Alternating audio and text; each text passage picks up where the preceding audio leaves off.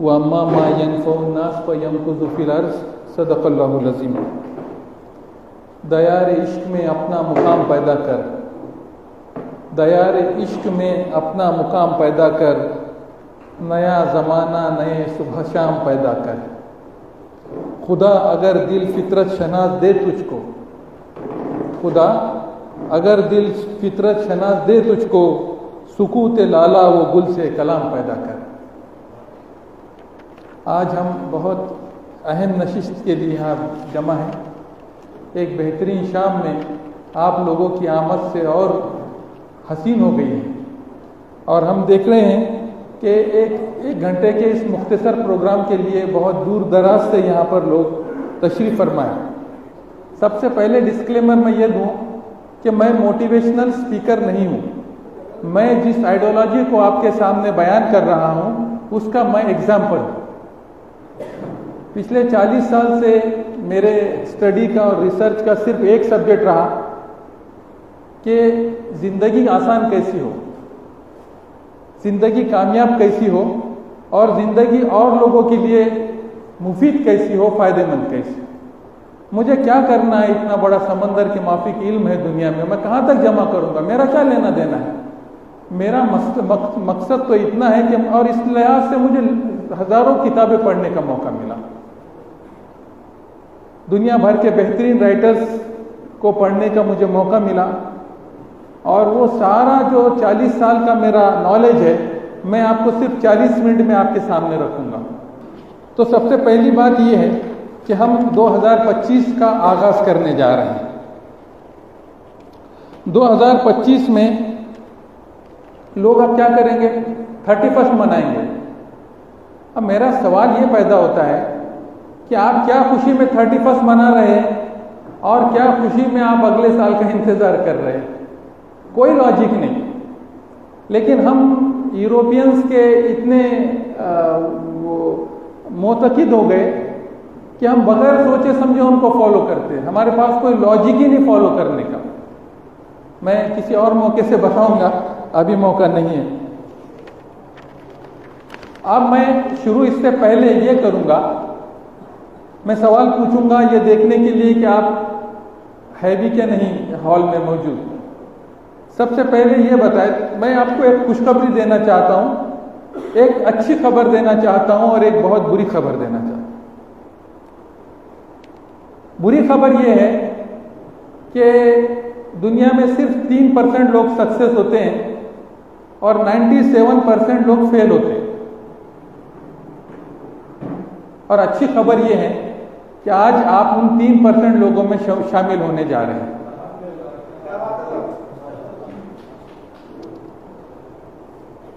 अब आप मुझे पहले बताएं कि 2024 जो गुजर चुका, आप इसमें आप में से कितने लोगों ने 24 का प्लान बनाया था? हाथ तो ऊपर करें। आधा का अच्छा है, मतलब सलाम कर रहे क्या पूरा? कितने लोगों ने अपने लिए एक्सरसाइज का टाइम निकाला?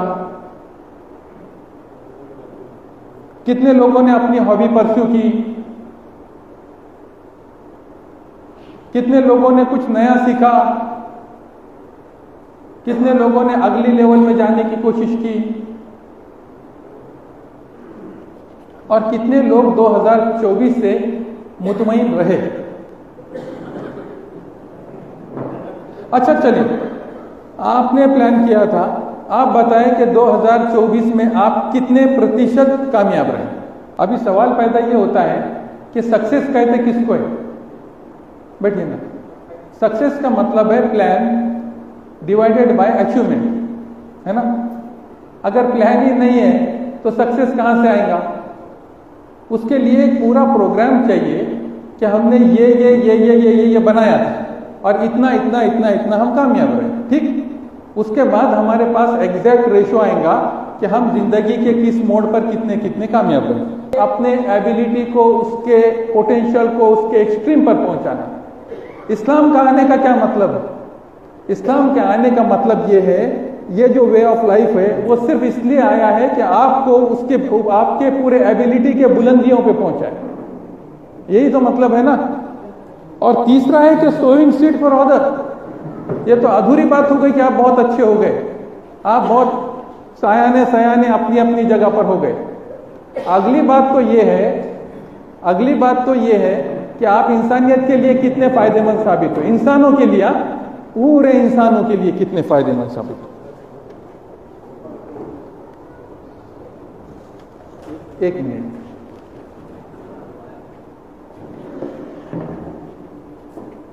इधर से नहीं, इधर से। डायरी सबको मिल गए ना अफसर में?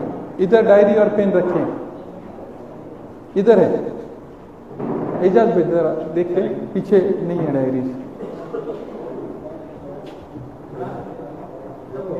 इधर ही, इधर ही।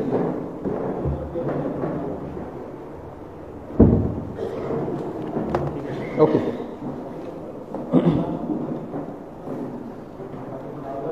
तो फिर एक बार जॉन सी मैक्सवेल कहते हैं कि success is knowing your potential, अपने पोटेंशियल को पहचानना, मकसद जिंदगी को पहचानना।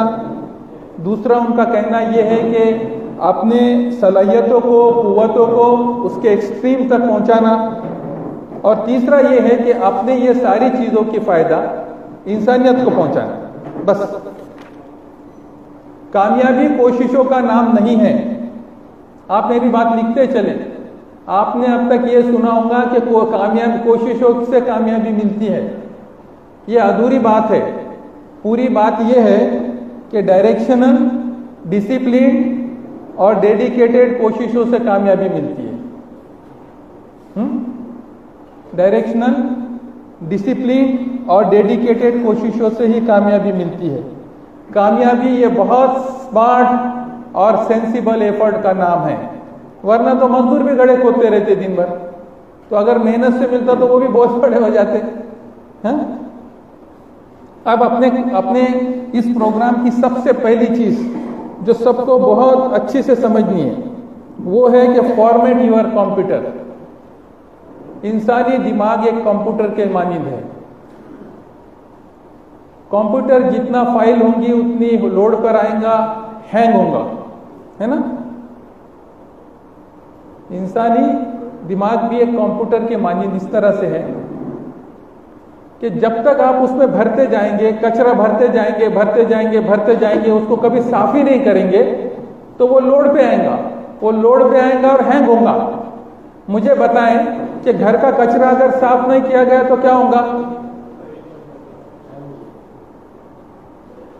हमें याद आता है कि हमने इसके पहले कभी अपने ब्रेन को फॉर्मेट किया था। हमने कभी अनवांटेड फजूल चीजों को दिमाग से निकाला था। आता याद कभी? मसला यह है कि हर फाइल जो आ रही है वो डाउनलोड हो रही है, हर फाइल जो आ रही है डाउनलोड, ऑटोमेटिक डाउनलोड हो रही है और वो हमारे दिमाग का एक बहुत बड़ा हिस्सा ऑक्यूपाई कर रही है। ऐसे ऑक्यूपाइड ब्रेन के साथ आप आगे कैसे बढ़ सकते हैं भला? सबसे पहले हमको अपने आप को हल्का करना होगा। मैं एक और बात कहूं आपसे कि ऊंचाई पे जाने वाले लोग अक्सर हल्के होते हैं। ज्यादा वजन के साथ ऊंचाई पे चढ़ा नहीं जाता। आप अगर माउंटेन पे चढ़ रहे हैं तो आप वो वजन सब उठा के फेंक देते निकाल कर वो, और खाने के बदले वो चॉकलेट लेके जाते हैं। जिसको जितने ऊंचाई पे चढ़ना होता है उसको उतना हल्का होना जरूरी है। तो सबसे पहले अपना ये कंप्यूटर को फॉर्मेट करें, अपने ये फाइल्स निकालें। सवाल का वक्त होगा, आप मुझे पूछे जो समझ में नहीं बात। तो ये दिमाग में क्या भरा है?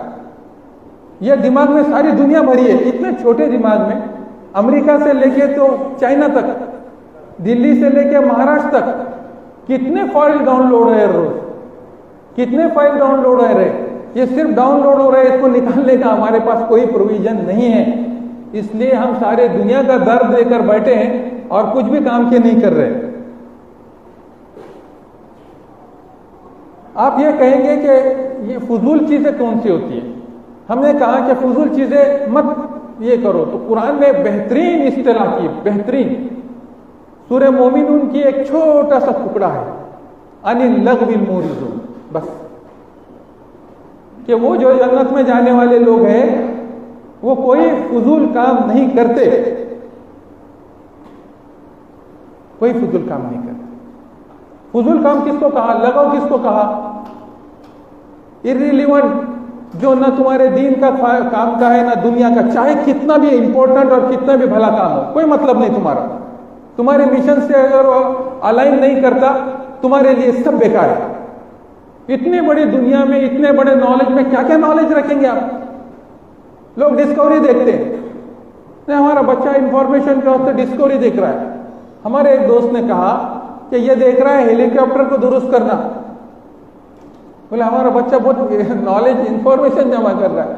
अब सबसे पहली बात ये कि वो हेलीकॉप्टर में बैठेगा कब, दूसरा वो हेलीकॉप्टर बिगड़ेगा कब, और जब बिगड़ेगा तो इसके सेंसेस जगह पे रहेंगे कि उसको सुधारने के लिए काम करे।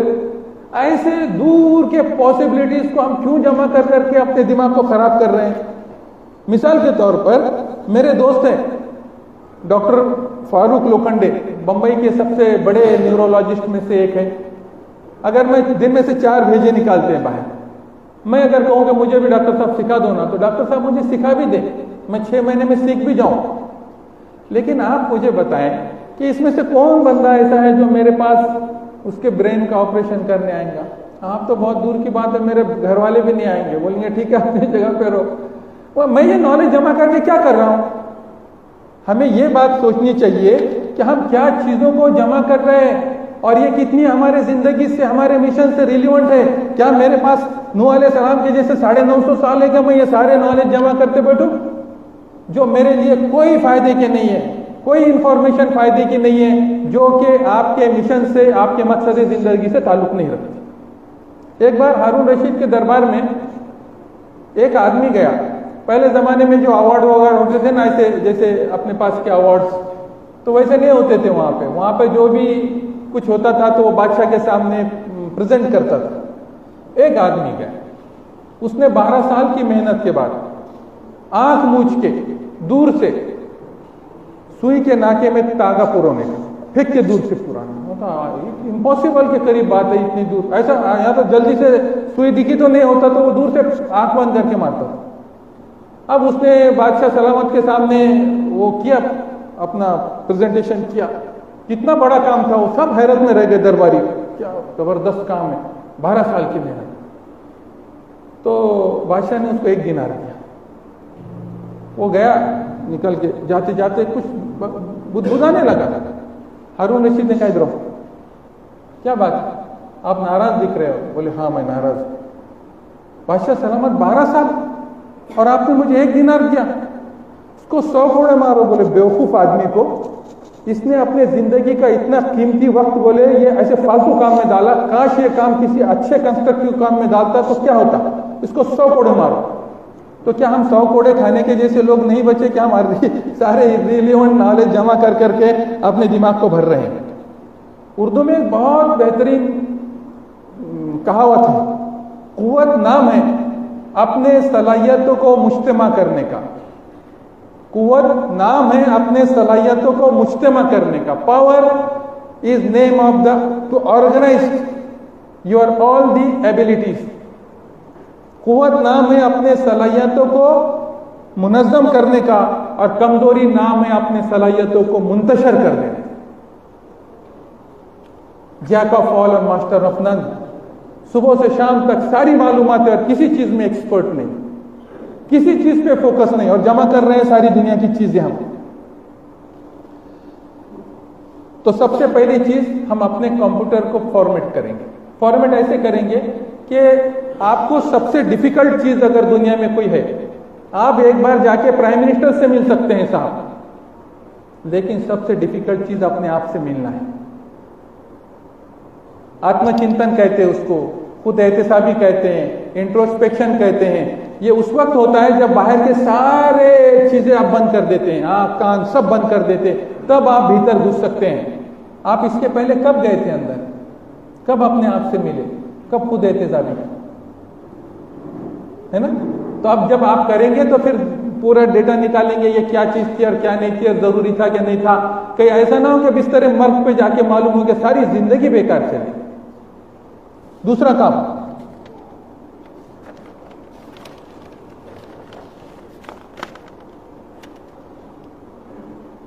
लिस्ट बनाएं कि कितने काम के काम है और कितने बेकार है, और जो बेकार काम है ये तय कर ले कि आप इसको हमको नहीं करना। इसी के साथ आप नया वर्जन लेकर आएंगे। दूसरी चीज है, इस किताब में ब्रायन ट्रेसी ने बहुत अच्छी किताब लिखी है। उसने कहा कि प्रैक्टिस जीरो बेस्ट थिंकिंग। ये बहुत मुझे पसंद आया। इनका कहना यह है कि हम क्या करते हैं, कभी भी हम सोचते हैं अगले साल जाते हैं तो हम अपने पुराने माइंडसेट के साथ जाते हैं ना, उसमें ज्यादा से ज्यादा क्या करते हैं, रिन्यूअल करते हैं, वही चीज, वही ख्यालात, वही हम, और आगे जा रहे हैं। अब ये हमारा 25 साल पुराना वर्जन चल रहा है, वही वर्जन बैक ब्रिंग फॉरवर्ड चलते रह रहा है। वो कहता है नहीं, ऐसा मत सोचो, आज ये सोचो कि आज के हालत में तुम क्या हो।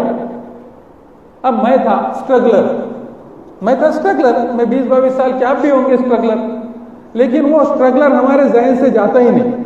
हम हमेशा स्ट्रगलिंग मोड में रहते हैं। हम समझ ही नहीं पा रहे कि हम बहुत दूर निकल चुके हैं। मिसाल के तौर पर कुत्ता आदमी के पीछे लगता है, आदमी क्या करता है, भागता है। भागना जरूरी है ना, लेकिन भैया वो कुत्ता जाके बहुत दिन हो गए, अभी तक भी भाग ही रहे हैं, रुकने का नाम ही नहीं ले रहे। उनको पता ही नहीं कुत्ता चले गया। क्या हमारी जिंदगी की हालत ऐसी नहीं है कि हम कहीं रुकने को ही तैयार नहीं है।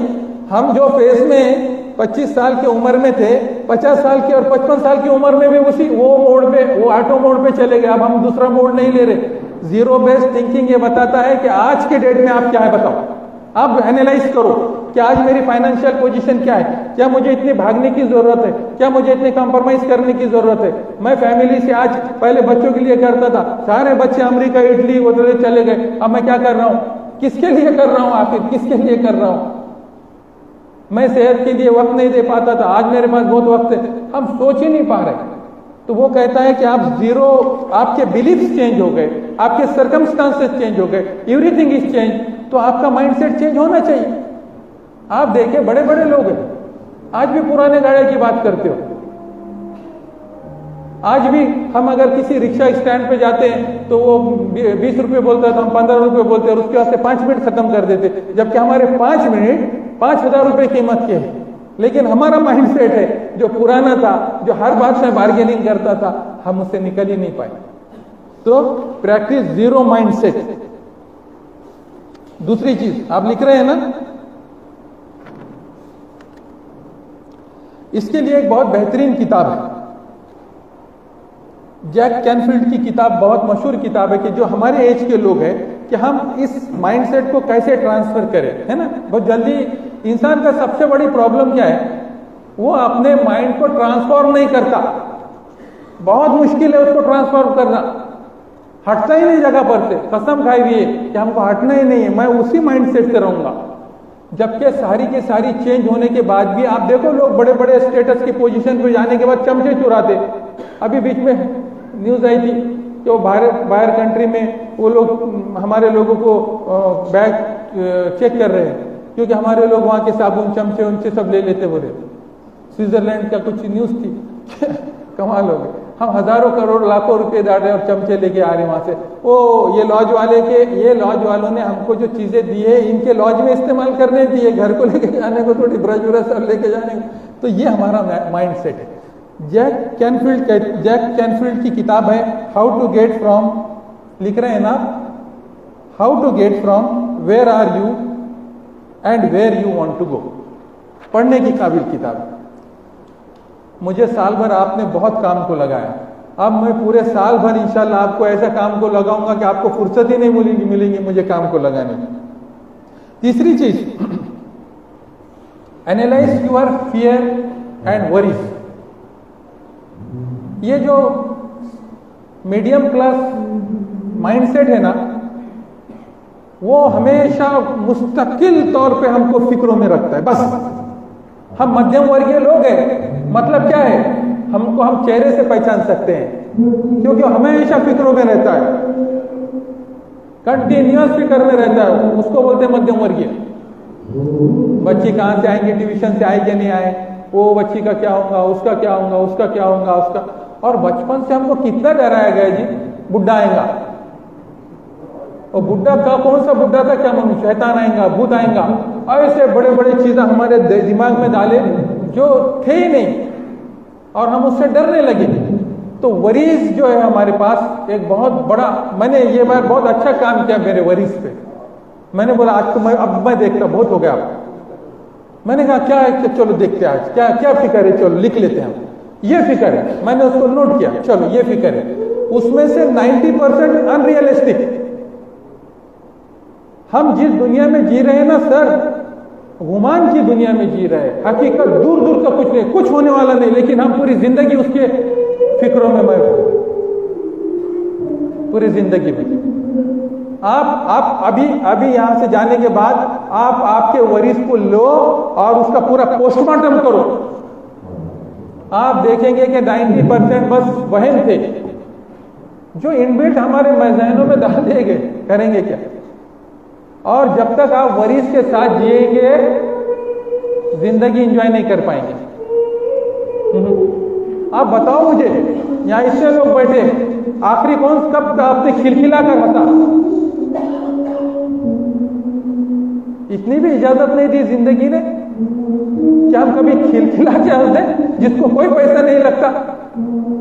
कब हंसा हम खिलखिला? कौन के जंगल में गए हम कभी? कब पानी के पास बैठे? कब वो झाड़ियों की आवाज सुनी? इसके पहले कब हमने परिंदों की आवाज सुनी थी? कब आसमान के नीचे बैठ के तारे देखे? कुछ भी नहीं, कुछ भी नहीं। पूछा कि अहले वतन क्या कर गए?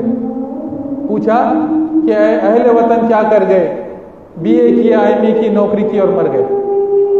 इतनी छोटी दास्तान हमारी रही। उसी तरह हम अपने फियर का एनालाइज करेंगे। ये मुझे डर लग रहा है, चलो देखते हैं क्या डर है, इससे क्या होने वाला है, ये डर क्या है, डर के कॉज क्या है, इसके रीजंस क्या है, और मैं इसके क्या क्या सॉल्यूशंस लाऊंगा। मैं सारी चीजें उसके ऊपर पूरा उसको एनालाइज। देखिए, जब आप एनालिटिकल मोड में जाते हैं ना, आप 75% जीत जाते हैं। इसीलिए कुरान की 5वीं आयत आई, अल्लमल इंसान बिल कलम। बस 5वीं आयत, 5th आयत कुरान की यह है कि और हमने कलम को उतारा, इसके जरिए इंसानों को सिखाया क्या, कि तुम अपने पूरे मसले का सोल्यूशन करो। जब तक आप लिखना नहीं पकड़ेंगे, जब तक कोई मसले सॉल्व नहीं होंगे। आदमी को एक दिन में 40,000 से ज्यादा कहते हैं कि थॉट्स आते हैं, आप थॉट को पकड़ नहीं पाते। जब आप लिख लेते हैं ना तो उसको बंद कर लेते हैं। बस अब उसको आपने हथकड़ी लगा दी, क्लोज कर दिया। जब हम लिखना शुरू करेंगे, एनालाइज करेंगे, आप देखेंगे कि अपने जिंदगी में हम इतना बड़ा चेंज महसूस करेंगे, क्योंकि समस्या ऑलरेडी बहुत सारी खत्म हो चुकी होंगी। ना वरीज होंगे, ना फियर्स होंगे। मुझे कौन क्या करने वाला है? और मैं अल्लाह से यह दुआ करूंगा कि अल्लाह ताला कुछ भी मसला है तो मुझे उसके साथ मुकाबला करने की हिम्मत अता करो। मैं ये दुआ नहीं करूंगा कि मुझे मसले नहीं आने दे, किसके साथ मसले नहीं आए। मैं ये दुआ करूंगा कि अल्लाह जो भी मसला आएगा मुझे उसको अच्छे तरीके से करने की तौफीक अता करो। और ये जिंदगी, यहाँ मसले आएंगे, भागेंगे किधर? एक बहुत अच्छी ऐड आती थी पिछले दिनों, डर के आगे जीत है। जो काम ही नहीं करेगा वो जीतेगा कहां से साहब? मंजिल तो मिल ही जाएंगी, भटक कर ही सही। गुमराह तो होते हैं वो जो घर से निकले ही नहीं। हम इस खौफ के मारे, इस फिक्रों में घर से बाहर निकल ही नहीं रहे। ठीक है, तो मैंने 2 चीजें आपके सामने रखी। तीसरी चीज, गोल्स। बहुत ख्वाहिशें हमारी, वो क्या कहा था अल्लामा इकबाल, हजारों ख्वाहिश ऐसी कि हर ख्वाहिश पे दम निकले। लेकिन हर ख्वाहिश गोल नहीं होती। Clarity of action, clarity of action, clarity of thought से आता है। आप लिख लीजिए, क्लियरिटी ऑफ एक्शन, ये क्लियरिटी ऑफ थॉट से आता है। और clarity of thought, clarity of mission से आता है, क्लियरिटी ऑफ गोल से आता है। इसलिए जिस आदमी के पास जितने क्लियर गोल होंगे, उसके थॉट्स उतने क्लियर होंगे और उसका अमल उतना क्लियर होगा। जिसमें कोई कंफ्यूजन नहीं होगा, बहुत स्ट्रेट सीधा। वो मालूम होगा करने का है क्या नहीं करना है, what to do and what not to do. ये चीजें मैं मुझसे अलाइन नहीं करी, छोड़ दो। दुनिया की सबसे बड़ी बीमारी कौन सी है? दुनिया की सबसे बड़ी बीमारी लामकसदियत, एमलेस ऑब्जेक्टलेस लाइफ। इससे बड़ी खुखार बीमारी दुनिया में कोई पाई नहीं गई। आपको ये लगता होगा ये नौजवान रात में 12-12, 2-2 बजे तक क्या कर रहे हैं, सुबह 12-12, 2-2 बजे तक क्यों उठ रहे हैं, ये लोग क्यों इतने घंटे टाइम पास कर रहे हैं, इतनी कीमती जिंदगी में खेलों में लगे 6-6 दिन और जा रहे हैं उधर किधर तो भी, और कोई मकसद नहीं। इनके पास कोई मकसद ही नहीं है। इनके लिए जिंदगियां बोझ बन गई। ये सिर्फ टाइम पास कर रहे हैं, अपने वक्त गुजार रहे हैं। क्या जिंदगी वक्त गुजारने का सब्जेक्ट है? ये काटने का सब्जेक्ट है या जीने का है? हम इसको काट रहे हैं जबरदस्ती का। We are killing the time. ये इसलिए है कि हमारे पास मकसद नहीं, आपके पास मोटिवेशन नहीं है। क्यों नहीं? क्योंकि मकसद नहीं। जिस दिन मकसद आएगा और मकसद जितना बड़ा होगा उतने आप मोटिवेटेड होंगे। किसी चीज को कोई बोलने की जरूरत नहीं, बिल्कुल कोई कहने की जरूरत नहीं। मैं रात में 2 भी बजे आया ना तो मैं 7 बजे उठ के ऑफिस को जाता हूँ। मैं 22 घंटे भी काम कर रहा तो सुबह 7 बजे मैं ऑफिस पे ही रहता हूँ। मेरे सामने गोल है। मैं एक दिन अगर जाया कर दूं तो मैं कितने पीछे चले जाऊं? नहीं कर सकते। आप लोगों के हाथ में गोल थमा लीजिए, उसको उसके गोल से कन्विंस कर लीजिए।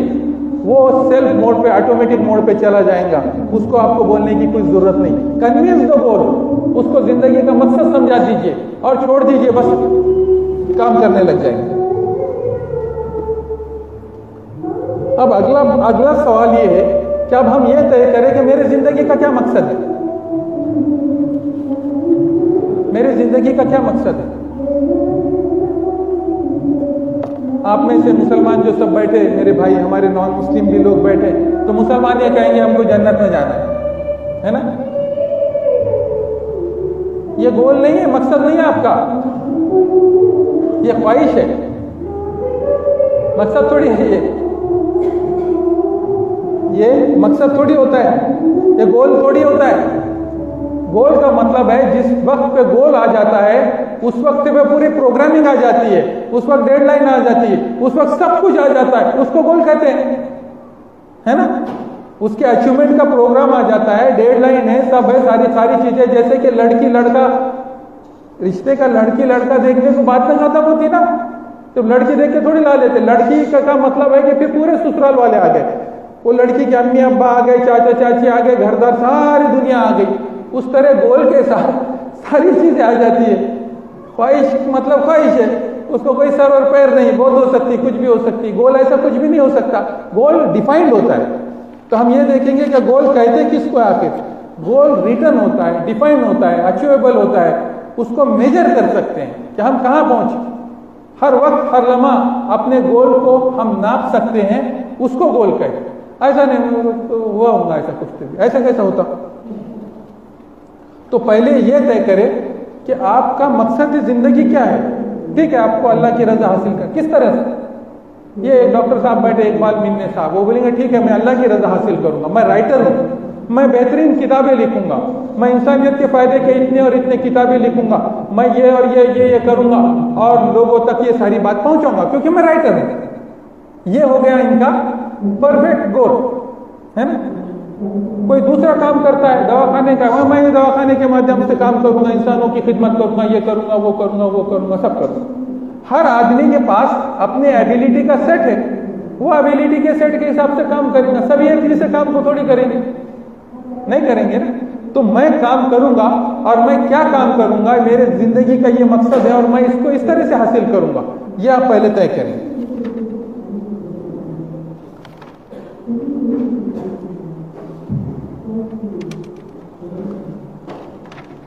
गोल जो लिखा जाता है वो अपने आप से माहिदा होता है, लिखी हुई चीज अपने आप से एग्रीमेंट होती है।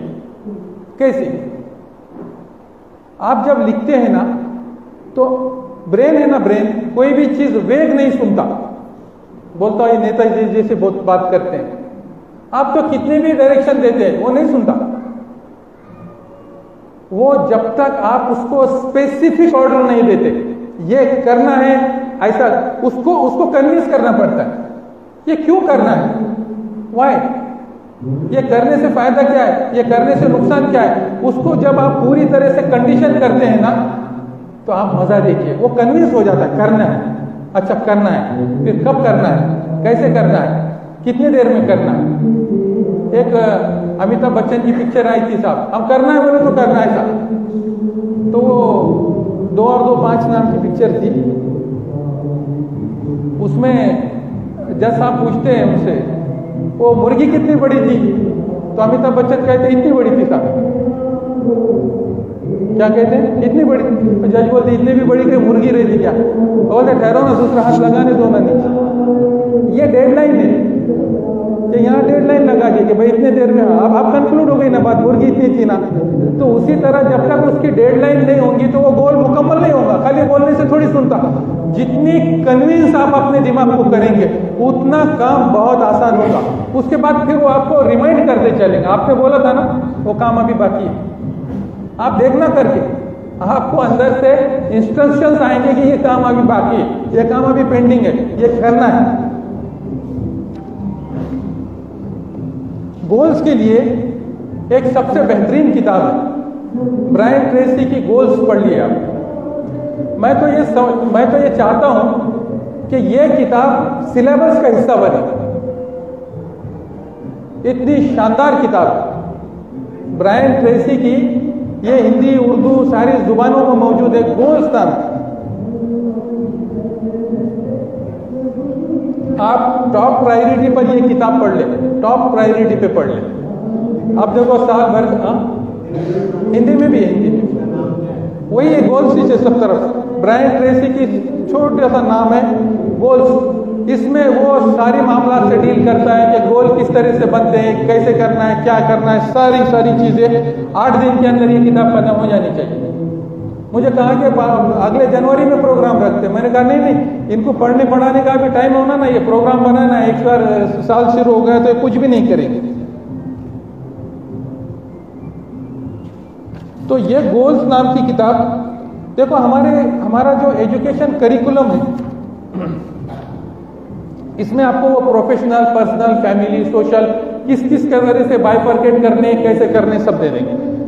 मैंने कहा नहीं, पंखा नहीं तो मुझे 45 मिनट में अपनी बात खत्म करनी, किताबें आप पढ़ लो। अगली बात यह है, और बहुत अहम बात है, कि हमारी सबसे bड़ी गलती क्या हुई मालूम, हमने जरूरत जिंदगी को मकसद जिंदगी समझ लिया। जरूरत जिंदगी को ही मकसद जिंदगी समझ लिया। अभी हम लड़कियों का रिश्ता करने जाते हैं, किधर जाते हैं तो वो क्या देखते हैं कि लड़के के पास गाड़ी, बंगला, कार वार है क्या नहीं, बस इतना है ना। तो जो मटेरियलिस्टिक चीजें हैं हमारे लिए वो गोल बन गई। क्या वो गोल है? किसी के पास सुविधाएं होना, कार होना, बंगला होना, गाड़ी होना, सारी चीजें होना, ये तो जरूरत जिंदगी है। व्हाट अबाउट मकसद जिंदगी?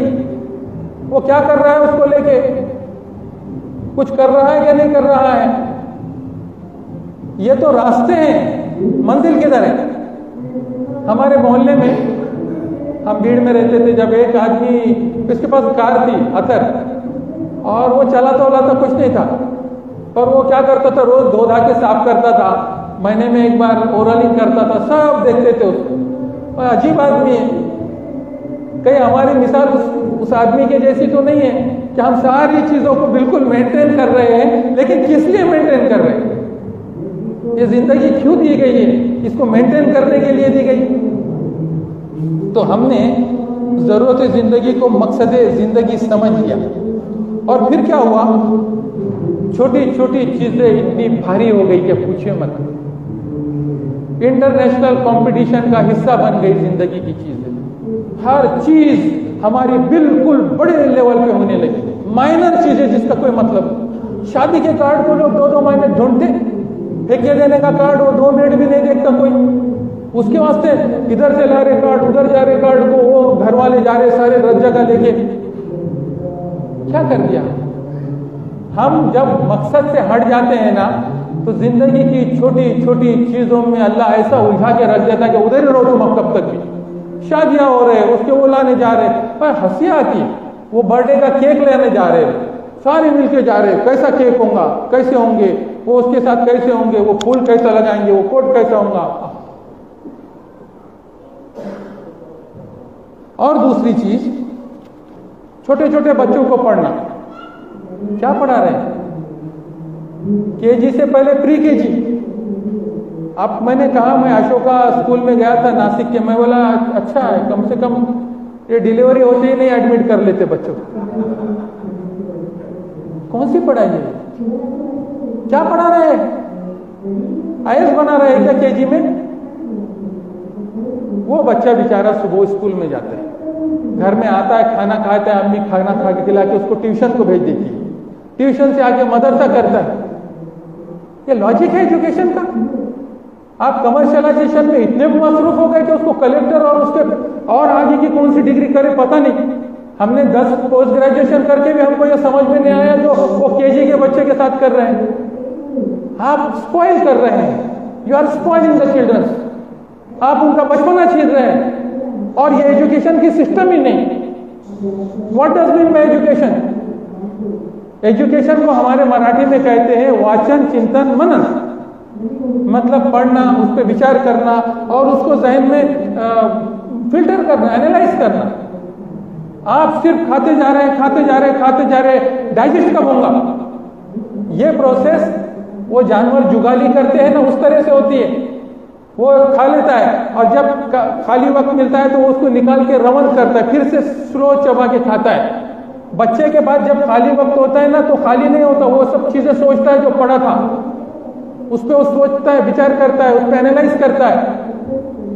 आपने उसको सोचने का मौका ही नहीं दिया, आप सोच खत्म कर रहे हो। स्पॉइलिंग, बच्चों को पूरे स्पॉइल कर रहे हो, खेलने वाले बच्चों को। स्कूल की पढ़ाई बहुत ज्यादा हो गई, उसके बाद कोई पढ़ने की जरूरत नहीं। आप कमर्शियलाइजेशन में कैसे उलझे? मेरी बीवी भी कहने लगी बच्चे को ट्यूशन में डालें। मैं कहीं झगड़े हुए सारे लोग, बच्चे ट्यूशन, तुम अपने बच्चे को ट्यूशन। मैं बोला बिल्कुल नहीं भेजूंगा, बस नहीं भेजूंगा तो नहीं भेजूंगा, दे दनादन। पर मैंने बोला नहीं भेजूंगा। बोले फिर क्या करेंगे? और मैं पढ़ाऊंगा। अभी मेरी बच्ची छोटी, वो ट्यूशन को जा रही, उसको लगा कि जबरदस्ती ट्यूशन। मैंने बेटे पूछा, बच्चे बेटा तुम कितने बच्चे होते हो? उसने कहा अब्बा 40। मैंने कहा तुम्हारी क्लास के? उसने कहा नहीं, सारी क्लास के होते हैं। मौला में टीचर क्या पढ़ाते हैं? बोले सबका एक एक से लेते हैं। मैंने तुमको कितने मिनट मिलते हैं? उसने कहा 10। मैंने बोला कल से बंद, कल से बिल्कुल नहीं। 2 घंटे मेरी बेटी वहां जाके बैठ रही है और टाइम पास कर रही है। मैं बोला कल से बिल्कुल ट्यूशन व्यूशन बंद, बस अब कल से काम नहीं करना। उसको मैंने पढ़ाना शुरू कर दिया। 10-15 मिनट क्या मैं नहीं पढ़ा सकता मेरे बच्चे को? और उसके मैंने 2 घंटे बचा लिया। अब बोलता सो जा, चैन से खेल कर, क्या करने का कर। मुनज़्ज़र मेरा लड़का था, आपको ताज्जुब होगा, एग्जाम के दिनों में भी खेलता था और एग्जाम के दिनों में भी गार्डनिंग करता था, और मैंने कभी रोका नहीं। आज अल्हम्दुलिल्लाह इटली के कॉलेज में टॉप कर रहा है। ये कौन सा एजुकेशन कर रहे हैं? बचपन में ही थका दे रहे, बाद में क्या पढ़ेगा वो? तो हमने छोटी छोटी चीजों को बहुत अहमियत दे दी। जिंदगी की हर छोटे चीजों को हमने इतना एक्सप्लॉइट कर दिया, इन्फ्लेट कर दिया कि हम खुद परेशान हो गए और हम परेशान हो गए। बच्चा पढ़ नहीं रहा, कितनी देर पढ़ेगा? क्या 12 घंटे पढ़ने का उसका कैपेसिटी है? इस तरह से हमारे सारे के सारे, मैं ये आपको एग्जांपल दिया, लेकिन सारे के सारे मसले ऐसे हैं। आपको मैं एक बात बताऊं, 2 चीजों की इस्तेलाह में बयान करता हूं। एक है काम कर रहा, मैं काम के जा रहा हूं, बीवी मेरे चाय पानी सब करके दे देती, मैं 8 घंटे जाता हूं, उसके नजर में मैं काम कर रहा हूं। पर क्या मैं वाकई काम कर रहा हूं? मैं काम कौन सा कर रहा हूं? जब मैं रियल काम करता हूं उसको इफेक्टिव काम कहते हैं। मैं ऑफिस में जा रहा हूं, पैर ऊपर रख के पेपर पढ़ रहा हूं, इससे गप्पे मार रहा हूं, उसको फोन कर रहा हूं, दैट इज नॉट वर्क। मैं जो काम कर रहा हूं वो 2 घंटे है, वो 2 घंटे इफेक्टिव काम है, बाकी बेकार। सही है? इसको कहते हैं इफेक्टिव वर्क। हम देखें कि हम दिन में कितना इफेक्टिव काम कर रहे हैं, या आया तो उसको उसके साथ इंटरटेन कर रहे, उसके साथ बात कर रहे, उसके साथ नहीं काम कर रहे। ऑफिस में भी लोग क्या करते, गप्पे मारते बैठते। आप हार्डली कितने प्रोड्यूस करते हैं बस, ये आपका रियल काम है। हम देखिए अपना इफेक्टिव आवर्स कितने हो रहे। दूसरी चीज क्वालिटी टाइम। क्वालिटी टाइम किसको कहते हैं? अभी हमारे पास केस आई है और लड़का लड़की 2 साल में डाइवोर्स और हाई कोर्ट तक केस चले गए। मैंने वो लड़के से पूछा, बोला मैं तो दिन भर घर में रहता हूँ सोनी साहब, मैं तो दिन भर घर में रहता हूँ, मैं वर्क फ्रॉम होम करता हूँ। और औरत बोली मुझे तो टाइम ही नहीं देते। तो मैंने उसको समझाया, तुम सिर्फ साथ होते हो भाई, पास नहीं होते। साथ होने में और पास होने में जमीन आसमान का फर्क है। उसको वो बात समझ में आई। उसने कहा अब चल मेरे साथ, अभी चल।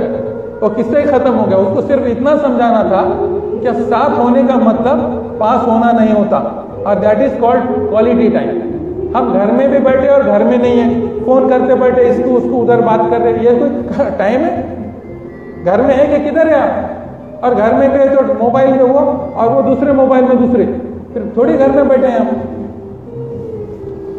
तो यहां तक हम आ गए। मैं और एक बात आपको बताऊं कि 2025 का सबसे बड़ा काम सेल्फ डिस्कवरी, मतलब खुद की खोज। मैं क्या चाहता हूं, मैं क्या पाना चाहता हूं और क्या देना चाहता हूं दुनिया को। एक हदीस का मफहूम है, मैं हदीस सही पढ़ रहा हूं कि देखिए हमीद चाचा, मन अरफा नफ्सुहा मवा वन अरफा रब्बुहा, कि जिसने अपने आप को पहचाना उसने अपने खुदा को पहचाना। जिसने अपने आप को ही नहीं पहचाना उसने खुदा को कैसे पहचाना? हम कौन है यहाँ पर? Who are we? ये सारे लोग, सारी इंसानियत कौन है? We are representative of almighty Allah. We are governor. कोई शक? यहां बैठे सारे लोग। अल्लाह क्या चाहता है? अल्लाह चाहता है हमको उस मुकाम तक पहुंचाए, वो वे ऑफ लाइफ देखे कि तुम गवर्नरी की उस पोजीशन में आओ। हम मजलूम बन के फिर रहे हैं। कैसे फिर रहे हैं हम? नहीं मेरा नहीं होने वाला कुछ, नहीं मेरा कुछ नहीं। इतने ऑर्डिनरी बन के फिर रहे हैं हम। सर मैं जहां देखता हूं, मैं 50 साल से आदमी को टच से मस्त नहीं देखता। उसी जगह पर बंदा बैठा है, उसी माइंड सेट के साथ है। कोई आदमी अपनी जगह से हिलने को तैयार नहीं, जैसे कि कसम खाया बदलने के नहीं। मोहब्बत में जाने तेरे क्या क्या मुकाम आए, न बदले तेरे दीवाने चाहे 1000 इनकलाब आए। हमने कहा हम बदलेंगे नहीं, चाहे कितने इनकलाब आए। मजलूम बन के फिर रहे हैं, बेचारे बन के फिर रहे हैं ऐसी हालत में। और गवर्नर है, ऐसे कैसे गवर्नर है? वो इसलिए है कि हम अपने आप को नहीं पहचान रहे कि मैं हूं कौन। मैं अगर अल्लाह का खलीफा हूं, अल्लाह का गवर्नर हूं, तो मुझे उस मुकाम को हासिल करना चाहिए। पहले तो समझना चाहिए मैं कौन हूं, और फिर उस हिसाब से करना चाहिए। इसके लिए मैं लिस्ट बनाऊंगा इंप्रूवमेंट। हर चीजें मेरे साथ नहीं होंगी, है? मैं बहुत सारी चीजें चाहता है पर नहीं होंगी। इसके लिए मुझे स्लाइड इंप्रूवमेंट की जरूरत होगी, राइट? मिसाल के तौर पर मैं चाहता था लिखूं, पर मैं लिख नहीं सकता था ना। चाहना एक अलग चीज है और नहीं करना है, उसको एक आर्ट होती है। मैंने बाकायदा बीजे में एडमिशन लिया, एमजे किया, जर्नलिज्म जाके वहां सीखा, फिर लिखना शुरू किया। तो ऐसा नहीं होगा कि सारी चीजें रेडीमेड होंगी, कुछ इंप्रूवमेंट के साथ चीजें रियलाइज होंगी, है ना?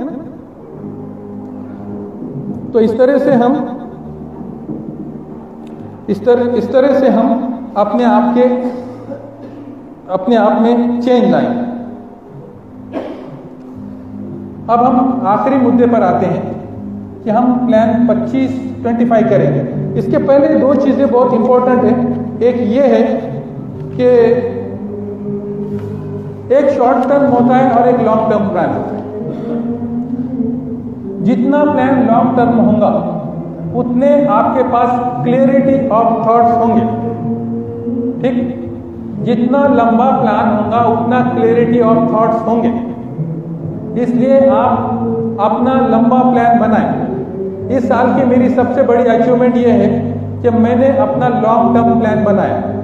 उसको मुझे 4 महीने लगे और पेजेस कितने मालूम? 107। 107। लेकिन मैं इस बात पे कंफर्म हूं कि अगर अल्लाह ने मुझे सेहत और जिंदगी दी और सब ओके रखा तो मैं 2034 में कहाँ खड़ा हूं। वेरी क्लियर कट एग्जैक्ट मेरे पास ये है कि मैं 2025 में किधर रहूंगा, 27 में किधर रहूंगा, प्रोफेशनली किधर रहूंगा, सारी चीजें मेरे सामने। मैं प्लान तो कर सकता हूं ना, उसमें रंग भरना अल्लाह का काम है। इतना तो मैं जो कर सकता हूं तो वो करूं, लेकिन लॉन्ग टर्म में चीजें बहुत आसान हो जाती हैं। लॉन्ग टर्म के प्लान का स्टीफन कोए की एक किताब है 7 हैबिट्स, उसने एक बहुत छोटा सा बेहतरीन नुस्खा बताया।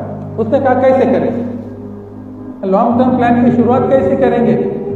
उसने कहा भाई सिंपल एक काम करो, स्टार्ट विद द एंड। मतलब आप बिस्तर मर्ग पर पड़े हैं, मृत्युशैया पे पड़े हैं, है ना, और आप आपकी जिंदगी को पलट कर देख रहे हैं। आप मर गए, सॉरी मतलब आप नहीं, वो मर गए तो मर गया। वो क्या चाह रहा है शख्स का, मेरे मरने के बाद मेरे वो जो प्रोग्राम होता है ना, क्या कहते हैं उसको, ताजियत का, उस पे लोग क्या कहेंगे, मेरा बेटा मेरे बारे में क्या कहे, मेरी बीवी मेरे बारे, मेरा साथी मेरे बारे में, मेरा कलीग मेरे बारे में क्या कहे, और मैं सुन रहा हूं मेरे बारे में क्या कह रहा हूं। मैं चाहता हूं, मैं वो कैसे कहेंगे चाहता हूं मैं, उन्होंने क्या कहना चाहिए, बस मैं अपने हिसाब से वो जिंदगी बना दूं। बहुत अच्छा लिखा है ना, आप समझ रहे हैं ना कि मैं ये चाहता हूं कि मेरे बारे में लोग मेरे जाने के बाद क्या कहें कि वो आदमी कैसा था। तो उन्होंने ये सारा मंजर कशी बहुत स्टार्टिंग में ही अच्छा किया। तो हम एक लॉन्ग टर्म प्लान जो बनाएंगे इंशाल्लाह उसमें मुफीद होगा, मैं बताऊंगा। इसमें बहुत बड़ा है, आपको पढ़ने कम से कम, मुझे लिखने 4 महीने लगे, आपको पढ़ने कम से कम 1.5 महीना तो लगेगा।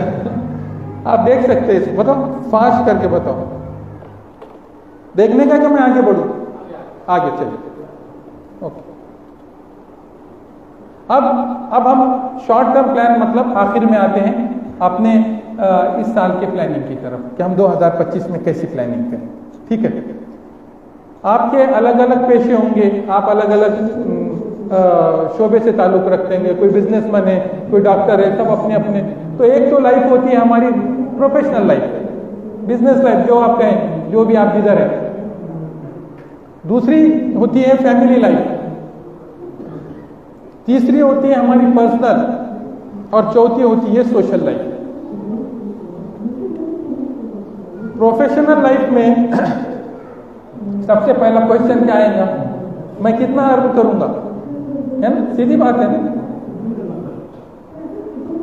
इस तरह के हालात जब खराब होंगे, सर्विस वालों को बहुत ज्यादा फर्क नहीं पड़ता, लेकिन अब मेरी इन हालात में स्ट्रैटेजी क्या होंगी, नए हालात में मेरी स्ट्रैटेजी क्या होंगी, क्योंकि अब ऑर्डिनरी चीजें नहीं चलेंगी, बिल्कुल नहीं चलेंगी।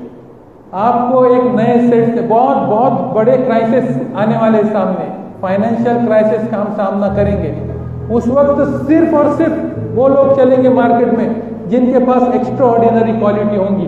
ऑर्डिनरी लोग यहाँ नहीं चलेंगे। मीडियम क्लास अब ज्यादा नहीं रहेगा, एक तो टॉप क्लास रहेगा या बॉटम क्लास रहेगा, बीच में के कोई क्लास नहीं रहेंगे। आप किधर जाना चाहते हैं? अगर आप कुछ अच्छी चीज एक्वायर करते हैं तो आप आगे बढ़ेंगे। जब आप ये करेंगे तो आपके सामने रुकावटें, जैसे आप प्रोग्राम करते हैं ना तो लगे वो सब ससुराल वाले आ जाते हैं, हर्डल क्या है ना, रुकावटें क्या है, उसके साथ अपॉर्चुनिटीज क्या है।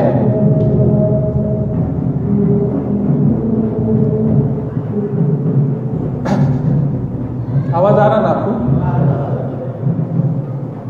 ये जो मैंने हर्डल्स बोला ना, ऐसे हर्डल्स आएंगे, अचानक आएंगे।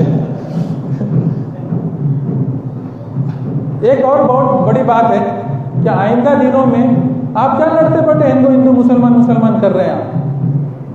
अरे छोड़ो, जमाने गए साहब। अभी आपकी दुश्मनी सबसे बड़ी जो आने वाली है वो आर्टिफिशियल इंटेलिजेंस से होंगी। हर जगह आपको ऑब्स्ट्रक्ट करेगा। और आपको उसके मुकाबला करना पड़ेगा। वो जो जॉन कैथी था जिसने आर्टिफिशियल इंटेलिजेंस निकाला, वो निकाल के पछतावे में आ गया, ये मैंने क्या कर दिया, मैंने इंसानों के लिए क्या बुरा काम कर दिया। और उसने क्या किया मालूम, उसने कहा कि अगली पूरी जिंदगी अब मैं इसके जो इल इफेक्ट है उसको मैं डाइल्यूट करने की कोशिश करूंगा। अब तो हद से गई बात। वो जो न्यूक्लियर साइंटिस्ट था ना, उसने भी बहुत पश्चाताप कर दिया, मैंने क्या कर दिया दुनिया। और ये आर्टिफिशियल इंटेलिजेंस वाले ने भी बहुत पश्चाताप किया। लेकिन दुनिया की चीजें, बहुत सारी चीजें इरिवर्सिबल होती है, कुछ भी नहीं कर सकते। हमको अपने अंदर गजब की इंप्रूवमेंट लानी होगी। आर्टिफिशियल इंटेलिजेंस से लड़ना कोई बच्चों का काम नहीं है साहब। जब हमारा इंटेलिजेंस का हमने इस्तेमाल नहीं किया तो आर्टिफिशियल इंटेलिजेंस को लाना पड़ा। ये हमारी कोताही थी कि जब इंटेलिजेंस की कमी मार्केट में हुई, लोगों ने अपने इंटेलिजेंस को डंप कर दिया, तो उसके बदले में ये आर्टिफिशियल इंटेलिजेंस लाना पड़ा। ठीक है, तो हम अपने सेल्फ इंप्रूवमेंट का एक मुकम्मल प्लान, मुझे लैंग्वेज करने सीखनी पड़ी, मुझे एक नई लैंग्वेज सीखना पड़ेगी, मुझे कुछ और इंप्रूवमेंट कोर्सेज करना पड़ेंगे। ऐसे नहीं होगा, मुझे कुछ कोर्सेज करना पड़ेंगे, नए नॉलेज एक्वायर करना पड़ेंगे, मुझे कुछ करना पड़ेगा। वो क्या करूंगा मैं? मुझे फ्यूचरिस्टिक जो चेंजेस है उसको अकोमोडेट करने के लिए और मैं क्या कर सकता हूं, ये हमारा साल का ही मुद्दा है। मैंने ये सोचा कि 2027 में हम इंटरनेशनल कंसल्टेंसी इंशाल्लाह शुरू करेंगे। ठीक, अब मैंने बोलने से हो गया, मैं बोला इंटरनेशनल कंसल्टेंसी हो गई, मैं आपको खुश करूंगा, आप बोले यार इंटरनेशनल कंसल्टेंसी, अरे ऐसे थोड़ी कंसल्टेंसी शुरू होती है ना। उसके वास्ते क्या करना पड़ेगा, हम क्या करने वाले, हम जो इंफ्रास्ट्रक्चर के मुल्कों के वास्ते प्रॉब्लम आएंगे, हम मुल्क के एडवाइजर बने इंशाल्लाह। अब ऐसा होने बोलने से होगा क्या? उसके लिए हमको फर्दर एजुकेशन की जरूरत पड़ी। मैंने अभी डॉक्टर साहब से कहा कि मैं मास्टर ऑफ पब्लिक पॉलिसी कर रहा हूं। जब मुझे पब्लिक पॉलिसी ही नहीं मालूम तो मैं पॉलिसी मेकिंग में जा कैसे सकता हूं? मुझे 9 से 10 पोस्ट ग्रेजुएशन करना पड़े, जब मैं जाके किसी कंट्री के प्रेसिडेंट के बाजू बैठ के उसको डिक्टेट करूंगा कि ये मसला है और इसका ये सॉल्यूशन है, क्या किसी आम आदमी का वहां पर एक्सेस होगा? नहीं होगा। मुझे ये टाइम निकालना पड़ेगा, नंबर 1। तो ये हो गया आपके बिजनेस की बात। दूसरी, मेरी फैमिली के जितने अपराध मुझ पर अभी निर्भर करते हैं, डिपेंड है, उनके लिए मेरे पास क्या प्रोग्राम है? मेरी 8 साल की बच्ची तो कोई प्रोग्राम नहीं बना सकती ना, क्या बना सकती है? मुझे चाहिए उसका क्या प्रोग्राम बनाना है। मैंने मेरी बेटी का ये प्रोग्राम बनाया कि वो अंग्रेजी से है, लेकिन उसकी उर्दू अभी फाइनल हो जानी चाहिए, उसने उर्दू सीख जानी चाहिए। अब उर्दू सीख जानी चाहिए तो फिर उसका टाइम कैसा निकलेगा, टीचर कौन आएगा, किधर, सारी चीजें आ गई। मेरी बीवी के सेहत का ख्याल कौन रखेगा? मैं। अगर सेहत का ख्याल मैं नहीं रखूंगा तो दवाखाने में भी अल्टीमेटली मुझे ही लेके जाना पड़ेगा ना, और दूसरा कौन लेके जाएगा? उसका मेरे पास क्या प्रोग्राम है? मेरी बेटी का रिश्ता करना है तो मैं घर पे बैठने के रिश्ते आ जाएंगे, आते भी होंगे, मेरे पास उसका प्रोग्राम होना चाहिए। मैं 20-25 बायोडाटा बनाऊंगा, मेरे 5-25 दोस्तों से मिलूंगा, उनको शेयर करूंगा, मेरी बेटी ऐसी है, मैं ऐसा रिश्ता चाहता हूं। उसके लिए मुझे प्रोग्राम बनाना पड़ेगा, घर बैठ के होगा सारा काम। ये सारा 2025 का प्लान है सारा, है ना, समझ रहे ना? आपके पास और भी कम ज्यादा इश्यूज होंगे, वो इशू को एड्रेस करना पड़ेगा। इशू एड्रेस नहीं होंगे तो वो सॉल्व नहीं होंगे, पोस्टपोन हो सकते हैं, सॉल्व नहीं होंगे। जब तक उसमें आप एड्रेस नहीं करेंगे वो सॉल्व नहीं होंगे। तीसरी चीज, मेरे पर्सनल सब्जेक्ट क्या है? पर्सनल आदमी होता यह है कि इतना ईमानदार होता हो अपने फैमिली के, बिजनेस के बारे में, कि खुद के बारे में सोच ही नहीं सकता। और हम इंडियन तो ऐसे ही है। Indian are the most ignorant person about the health. और इसलिए डॉक्टर लोगों के लिए खुशखबरी है कि आइंदा सैकड़ों सालों तक भारत उनके लिए हब होगा। पूरे दुनिया के सबसे बड़े ज्यादा मरीज बीपी के, शुगर के और क्या क्या क्या क्या सब भारत में पाए जाएंगे, क्योंकि basically we are failing in the lifestyle. We don't know the life management, कुछ भी नहीं मालूम। 4 पैसे आने से अकल नहीं आती। अगर कोई समझे कि मैं बहुत बड़ा ऑफिसर बन गया, फला हो गया, चुना हो गया, तो उसने स्किल सीखा, उसने लाइफ मैनेजमेंट नहीं सीखी। 30-30, 35-35 साल में लोग शॉर्ट हो जा रहे हैं। अभी तो 20-25 साल में अटैक आ रहे, क्यों आ रहे हैं? तो मैं अपने एक्सरसाइज को मुझे अपने लिए 4 घंटे चाहिए बस, कम से कम 3 घंटे तो होना ही होना, ये निकालना है। मैं अपना वर्जिश करूंगा, मैं अपनी हॉबी परस्यू करूंगा। मैं अगर हॉबी परस्यू नहीं करा तो मैं थक जाऊंगा, और मैं थकूंगा तो क्या काम करूंगा? सारे थके थकाए हुए लोग हैं यहाँ पे, वो कभी रेस्ट ही नहीं रहे, कभी एंजॉय नहीं कर रहे, बस थके थकाए हुए चले जिंदगी, पाटे पे पाटे डाल रहे हैं। कभी आया मैं फ्रेश हो जाऊंगा, मैं फ्रेश होऊंगा तो दुगना तिगना है ना डॉक्टर साहब, मैं गलत तो नहीं कह रहा। उसके बाद मैं रीडिंग करूंगा। मैं आपको एक खुशखबरी देना चाहता हूं, यह दौर इंफॉर्मेशन का दौर है, this is called the information age. लेकिन जो आइंदा दौर आने वाला है वो नॉलेज का दौर होगा, और वो नॉलेज सिर्फ किताबों पढ़ के आएगा, व्हाट्सएप पढ़ के नहीं आएगा। ये सब सतही लोग हैं, ये डिस्कशन 5 भी मिनट नहीं कर सकते, चैलेंज के साथ ये 5 मिनट भी डिस्कशन नहीं कर सकते। जो आदमी डिस्कशन करता है ना, वो डेप्थ होती है, और डेप्थ सिर्फ बुक्स पढ़ने से आती है, गप्पे सुनने से नहीं आती। आप अगले दौर की तैयारी कर रहे हैं, आप जब तक इंटेलिजेंसी का वो मियार, आप एक सब्जेक्ट पढ़े, बुक क्या होती है? बुक होती ये है कि वो एक सब्जेक्ट डील करता है, उसको कन्वींस करते, उसके हर पहलुओं पे बात करते पढ़ते एंड लाता है, तो आप उसके हर पहलुओं से वाकिफ होते हैं, नॉलेजेबल होते हैं। इसलिए बुक्स की अहमियत है, और बुक्स की अहमियत कभी खत्म नहीं होगी। फिर एक सब्जेक्ट है मेरी सेल्फ मास्टरी का, माइंड मैनेजमेंट का। मैं तो समझता हूँ इससे अच्छे कोई सब्जेक्ट ही नहीं हो सकते, माइंड मैनेजमेंट और सेल्फ मास्टरी। ये साल के मेरे दोनों सब्जेक्ट ये है कि मैं इस पर उबूर क्या हासिल करूं मैं, लेकिन मैं उसको अच्छी तरह से पढ़ूंगा और समझूंगा। मेरे ये साल के 2 सब्जेक्ट है, एक तो सेल्फ मास्टरी, माइंड मैनेजमेंट। अब आप शायद बहुत सारे लोग नहीं पढ़ते होंगे, लेकिन मैंने माइंड मैनेजमेंट के मेरे पास एक ऐसी गजब की किताब है, उसका नाम है मनाचे व्यवस्थापन, लिखा है अजय पंडित ने। एक सफा पढ़ते पढ़ते दिमाग पक जाता, बहुत कॉम्प्लिकेटेड है, लेकिन मैं हर 2 साल में उसको एक मरतबा पढ़ता हूं। मुझे परेशान कौन कर रहा है? मैं अपने आप से परेशान हूं, मेरे थॉट से परेशान हूं। मुझे कौन परेशान कर रहा है? मेरी फिक्रें, मेरे डर, मेरे इंस्टिंक्ट मुझे परेशान कर रहे हैं, मुझे कोई नहीं परेशान कर रहा बाहर का। और मैं हमेशा परेशान रहता हूं, कभी बोर होता हूं, कभी नर्वस होता हूं, कभी डिप्रेस होता हूं। किसने किया? कोई आके डिप्रेस करा? मैं ही मेरा कर रहा हूं। क्यों? क्योंकि मुझे अपने माइंड पे कंट्रोल नहीं है जिस तरह से होना चाहिए। मैं अपने आप की मास्टरी नहीं रखता, सिंपल। तो मैं इस पे इंशाल्लाह काम करूंगा, ठीक। और चौथी और आखिरी बात कि हम सोशल में क्या कंट्रीब्यूशन करेंगे। देखो, अल्लाह ताला ने दुनिया के हर इंसान चाहे हिंदू हो, मुसलमान हो, कोई भी हो, उसमें एक सोशल इंस्टिंक्ट रखी है, और इसी पर दुनिया का है। कोई भी आदमी हो, वो कहीं ना कहीं कुछ ना कुछ तो सोशल सर्विस कर रहा है। उसको मराठी में परोपकार कहते हैं। कई लोग भूखों को खाना खिलाते हैं, कई लोग आश्रम शाला चला रहे हैं, वो सब कर रहे हैं। ऐसा ये मत सोचो आप ही कर रहे हैं, हो सकता है ज्यादा कम, लेकिन दुनिया का हर आदमी कर रहा है। हमको सिर्फ ये करना है पीस फाउंडेशन के माध्यम से कि हमको उनके उस सोशल इंस्टिंक्ट को चैनलाइज करना है। क्या करना है? चैनलाइज करना है बस।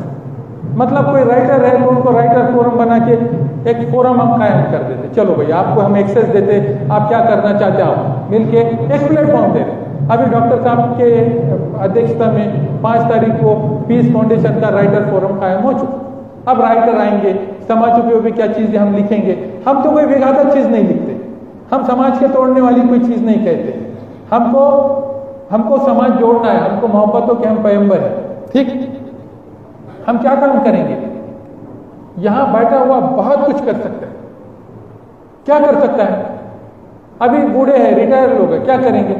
आप एम्प्लॉयमेंट के जो ऐड आते हैं, जो बच्चों तक एक्सेस नहीं हो पाते, टाइम ही नहीं ना, या हम उस तक नहीं पहुंच पाते, वो ऐड कलेक्ट करके अपना एक सोशल मीडिया चैनल शुरू करके उस पर हम एम्प्लॉयमेंट की न्यूज नहीं डाल सकते, सारे लोग फायदा उठाएंगे। अब जिसने फॉर्म भरा उसने भर दिया। मैंने कहा था पिछले बार भी 1500 लोग एक आदमी ने सर्विस पर लगाए, एक रिटायर्ड आदमी है हैदराबाद का, उसने ये सारी इंफॉर्मेशन जमा के सामने पहुंचा। हम क्या करेंगे, हम ये देखेंगे कि कुछ लोग हमारे अंदर यहाँ मौजूद है। मैं घर में बैठ के मुझे काम बोलो, मैं इधर उधर किधर नहीं जाने वाला, बस भाई यहाँ पे काम करो। वर्ल्ड में जो क्वालिटी एजुकेशन है, दुनिया का सबसे शानदार एजुकेशन, आप हमको पढ़ के रिसर्च दो, स्टडी करके बताओ कि उनके पास क्या चीज़ें भली है, क्या चीज़ें डेवलप हो रही है, कैसे बच्चों को वो क्वालिटी एजुकेशन में लाओ हमारे पास रिसर्च। हम उस पर लिखने वाले हमारे लोग लिखेंगे और उसके हम प्रोपोगेशन करेंगे, मालूमात ही नहीं। तो क्वालिटी एजुकेशन पे रिसर्च हो सकते हैं, एनालाइज हो सकता है, तो समाजी अलग अलग मुद्दों पे काम हो सकता है। दुनिया भर में पोल्यूशन से किस तरह से फाइट की जा रही है, हमारे पास मालूमात ना है, वो मालूमात जमा करे, वो मालूमात प्रॉपर फोरम तक पहुंचाए, वो प्रॉपर फोरम वाला उसको पब्लिश करे। ठीक, दुनिया भर में गरीबी निर्मूलन पे किस तरह से काम हो रहा है, सोशल वर्क में, बहुत सारे काम है जो हम कर सकते हैं। हम लोगों के काउंसलिंग सेंटर्स खड़े कर सकते हैं। साहब क्या बताएं परेशानी, कैसे रिश्ते टूट रहे हैं। हमारे पास 400 केसेस आए अहमदनगर, हम वहाँ भरोसा में बैठते हैं, उसमें से 85% सेटल हो। सब्जेक्ट कुछ नहीं, ईगो, समझ ही नहीं रहे। हम अपने काउंसलिंग सेंटर, हमारे खवातीन बहनें कर सकती हैं, कितना काम कर सकती हैं, बिला हो जाएगा, कुछ भी नहीं, 85% चले गए आराम से, अल्हम्दुलिल्लाह अच्छे रह रहे। हम ऐसे सेंटर्स में काम कर सकते हैं। और कम्युनिटी के कितने बेशुमार काम है, 10 लेडीज अगर काम नहीं कर रहे, उनको एक जगह बुला के कुछ मशीन दे के उनका काम कर सकते हैं। हम क्या अपने वास्ते थोड़ी पैदा हुए यहाँ पे, क्या हम अपना अपना दे के भला भला चले, ऐसा थोड़ी होगा। सब हम यहाँ पर काम कर सकते हैं। इस तरह आप आपके चार सेक्शंस में अपने अपने प्लान बनाए। क्या क्या काम मैंने, आपके प्रोफेशनल लाइफ, आपकी पर्सनल लाइफ, आपकी फैमिली लाइफ और आपकी सोशल लाइफ, हो गया यहाँ तक के प्रोग्राम। बताओ जरा, मैं ये बता के अब बात कंक्लूड करूँगा। एक मिनट देखिए, ये सारे हिस्से, ये मेरा एक दिन का शेड्यूल है। हाँ, मत छोटा करो, ये मेरे एक दिन का शेड्यूल है। कैसा कि मेरे ऑफिस आवर्स कितने बजे, 6:40 को शुरू हुआ था। कब? 3 जुलाई। मैंने क्या लिखा, ऑफिस के बाद बाकी किससे कम्युनिकेशन करने का है, लंच हुआ, उसके बाद इस्लाम के करेक्शन हो गई, जॉगिंग हो गई, डिनर हो गया, फैमिली टाइम, बच्ची को पढ़ाना करना, ये वो सब चीज़। उसके बाद प्रोफेशनल में कॉल किसको करने, फ़ोन किसको करने, ताकि मैं भूलूँ नहीं, दिमाग में कुछ नहीं रखने का, सब लिख लेने का। उसके बाद मेरा स्टाफ क्या काम करेगा, और ये दिन के 5 प्रायोरिटी क्या है, और कौन है बताओ कौन है। और मैंने इतना काम करने के बाद मैंने दूसरे दिन नीचे मैं 75% कामयाब हूँ। 2-3 चीज़ें। सबसे पहली बात, अब मैं आखिर में हूँ क्योंकि मैं भी अभी थक गया। 2025 में हमारा टारगेट ये होगा कि 1 step ahead, every day 1 step ahead. हर दिन हम कुछ इंप्रूवमेंट करेंगे। हजरत अली करीमुल्लाह वजहू ने फरमाया कि मोमिन के 2 दिन यकसा नहीं होते। मतलब ये है कि आज का इतना बड़ा दिन, इतना सारा नॉलेज, और आपकी इंप्रूवमेंट नहीं हुई, ऐसा कैसे हो सकता है। आपका आज कल से बेहतर होना चाहिए, कल आज से बेहतर होना चाहिए, है ना। तो इंशाल्लाह हम पहले इस बात पे कोशिश करेंगे। दूसरा, हर प्लान के साथ प्लान बी, प्लान सी तैयार रखिए, नहीं तो वो प्लान गया तो गया, बोले चलो। तीसरी चीज़ होगा ये कि प्लान हमारा बीच में छूट जाएंगे। मतलब ये है कि जिम छूट जाएंगे, हमारी एक्सरसाइज छूट जाएंगी, फिक्र नहीं करना। 4 दिन गए तो कोई बात नहीं, 5वें दिन जब भी अपने को होश आया जब से ज्वाइन कर लें, है ना। कल ये हुआ कि मैं वर्षे पाटिल साहब को मिलकर आया तो 5:30 पौने 6 हो गए। बोला नहीं 15 मिनट तो करूँगा आज। मैं गया, जिम पीछे ही है, जल्दी से 20-25 मिनट में मैंने 200 कैलोरी जला दिया, तो मैंने छोड़ा नहीं। चौथी चीज़, डोंट्स की लिस्ट बनाएंगे। और आखिरी चीज़ ये है कि हर चीज़ों का मॉनिटर करेंगे। हर रोज़ एहतिसाब करेंगे, शाम में 5 मिनट, वीक में एक बार, जब प्लान बनाएंगे तो एहतसाब करेंगे, मंथ में एहतसाब करेंगे, एनालाइज करेंगे मंथ कैसे गुजरा, साल में करेंगे। ये सबसे बड़ी चीज़ है कि वक्त पे अगर चीज़ें मॉनिटर हो जाए तो वो इम्प्रूव जब ही हो जाएंगी, उसमें कुछ गड़बड़ हो गई तो वो सब सीधे हो जाएंगे। अल्लामा इकबाल ने कहा है कि है मानिंदे शमशीर दस्ते कदम में वो कौम जो करती है हर लम्हा अपने अमल का हिसाब। ठीक, पार्किंसन का एक रूल है और बहुत मशहूर रूल है, जिस काम के लिए जितना वक्त तय किया जाए, जिस काम के लिए जितना वक्त तय किया जाए उतने में वो हो जाता है। क्या गजब की बात कही।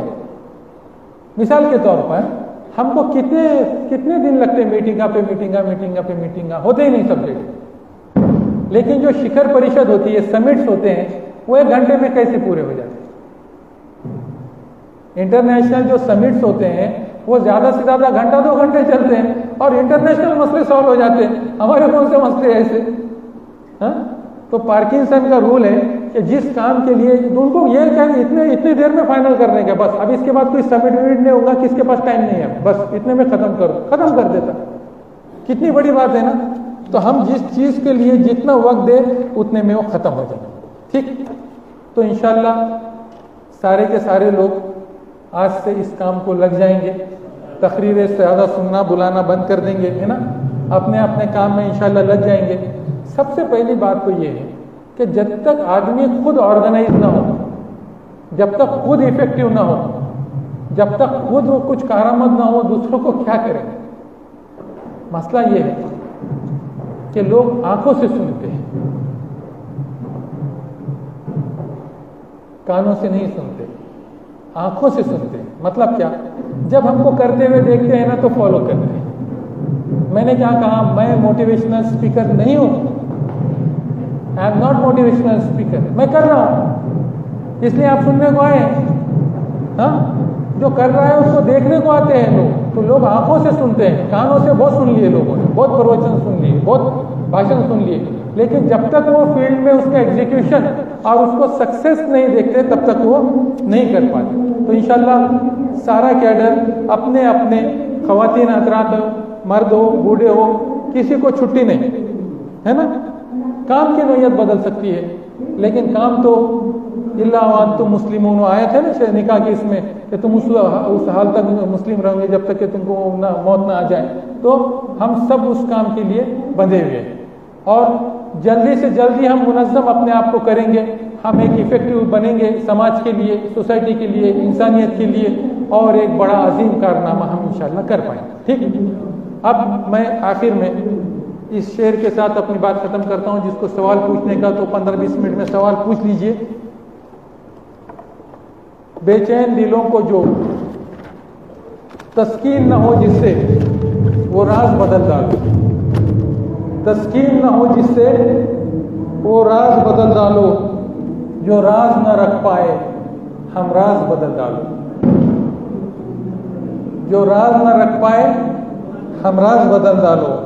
तुमने भी सुनी होगी बड़ी आम कहावत है, तुमने भी सुनी होंगी बड़ी आम कहावत है, अंजाम का हो खतरा तो आगाज बदल डालो। आज से हम आगाज बदलने आए इंशाल्लाह, है ना। अंजाम का हो खतरा तो आगाज बदल डालो, बेचैन दिलों को जो तस्कीन न दे पाए। पूरे साल भर परेशान ऐसी जिंदगी चढ़ी, बेचैन दिलों को जो तस्कीन न दे पाए, सुर ही न मिले जिससे वो साज बदल डालो। और आखिर में, ऐ दोस्त करो हिम्मत कुछ दूर सवेरा है, ऐ दोस्त करो हिम्मत कुछ दूर सवेरा है, चाहत है मंजिल की अगर तो परवाज बदल डालो, परवाज बदल डालो। वाखिर दावाना अल्हम्दुलिल्लाह।